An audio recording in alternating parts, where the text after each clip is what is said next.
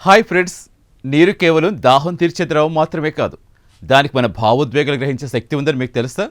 మనం మాట్లాడే మాటలు, మన చుట్టూ ఉండే సంగీతం నీటి యొక్క ఆకృతి మారుస్తాయనే వాదన దశాబ్దాలుగా వినిపిస్తోంది. దాన్నే వాటర్ మెమరీ అని పిలుస్తారట.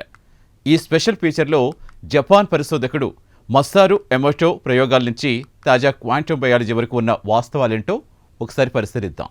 ఈ విభిన్నమైన పరిశోధనకు పునాది వేసింది జపాన్కు చెందిన డాక్టర్ మసారు ఎమోటో. ఆయన తన ప్రయోగాల్లో నీటికి పాజిటివ్ మాటలు వినిపిస్తే అందమైన అణువుల అమరికలు ఏర్పడతాయని, అదే నెగిటివ్ మాటలతో ఆ ఆకృతులు వికృతంగా మారిపోతాయని నిరూపించారు. ఇది కేవలం నమ్మకం మాత్రమే కాదు, నీటిలో మాలిక్యులర్ స్ట్రక్చర్లో వచ్చే మార్పు అని తాజా బయోఫిజిక్స్ నివేదికలు సూచిస్తున్నాయి. నిజానికి నీటి అణువులు ఒకదానితో ఒకటి అనుసంధానమై ఒక డిజిటల్ నెట్వర్క్లో పనిచేస్తాయని నోబెల్ విజేత లక్ మాంటాగ్నియర్ వంటి శాస్త్రవేత్తలు భావిస్తున్నారు. నీరు తన చుట్టూ ఉన్న విద్యుదయస్కాంత తరంగాలు గ్రహించి వాటిని తన అణువుల అమరికలో నిక్షిప్తం చేసుకుంటుందట.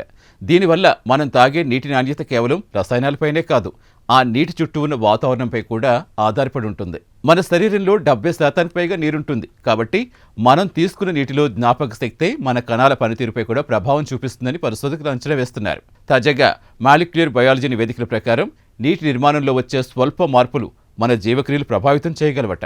ఇది వైద్య రంగంలో ఒక సరికొత్త చర్చకు దారితీస్తోంది. పూర్వీకులు నీటిని భద్రపరిచే పద్ధతుల్లో ఎన్నో జాగ్రత్తలు తీసుకునేవారు.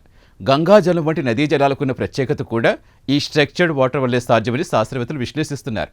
మనం తాగే నీటి పట్ల కృతజ్ఞతతో ఉండటం లేదా ప్రశాంత వాతావరణంలో నీటిని సేకరించడంతో దాని ఔషధ గుణాలు మెరుగవుతాయని ఈ పరిశోధనలు స్పష్టం చేస్తున్నాయి. అయితే ఈ సిద్ధాంతంపై శాస్త్రీయ ప్రపంచంలో భిన్నాభిప్రాయాలు ఉన్నాయి.